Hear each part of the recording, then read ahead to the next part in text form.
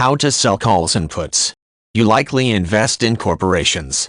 As an investor, you try to identify precisely how you are to gain a return on your investment and have some idea of what that return should be.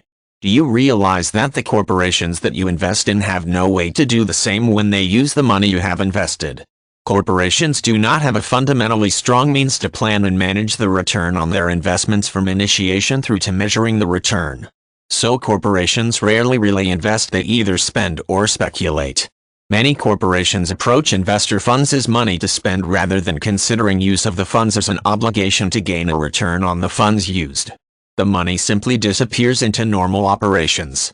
Even when corporations attempt to invest in capital development and growth, they face difficulties because they are not structured to plan and manage investments.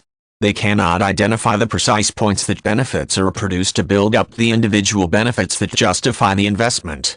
And if they cannot plan these benefits, they certainly cannot manage benefits through to the return.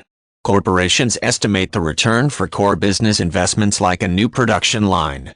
But they rarely have a precise idea of the return from investments, particularly for investments in business change. The objective of business change investments is performance improvement or solution implementation. Investments meeting these objectives are investments in costs but provide no benefit per se. Most investment projects itemize the cost of the investment but do not correspondingly itemize the benefits or return on the investments. Return on investment is an estimate of how much certain entities like sales or revenues will improve. The estimate is often camouflaged as a sophisticated cost-benefit or internal rate of return analysis. Rather than estimating how an investment will increase sales and revenues, the corporation must itemize and manage the individual benefits of each improvement to justify investment and follow through to see that the actual individual benefits add up to increased sales and revenues. Those of you familiar with conventional development methods will wonder how to do this.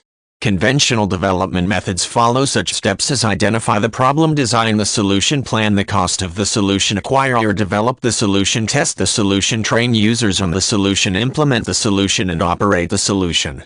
All of these steps are on the cost side of the investment. There are no steps on the benefit side.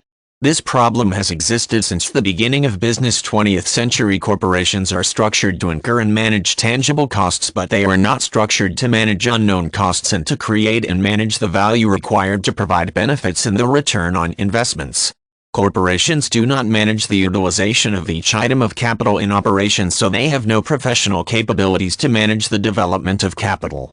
Since corporations find investments so hard to manage, many do not develop the internal capability to manage investments.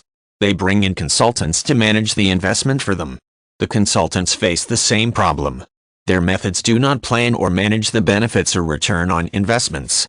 Corporations and consultants will never be able to manage investments with conventional development methods that develop and manage contrived entities like processes, systems, and activities rather than business reality. Result performance management organizes, manages, and develops the business through the only two entities that directly portray business reality: results produced and performance solutions utilized. Value can be planned and managed only through results. So only when the corporation has structured its results properly, has structured its capital, and has the professional capability to manage change over time will the corporation be able to plan and manage the benefits of investment and measure of the precise return on investment. It is only when a corporation is structured through RPM that we as investors can be confident that the corporation will plan and manage the utilization of our investment for a planned and managed return.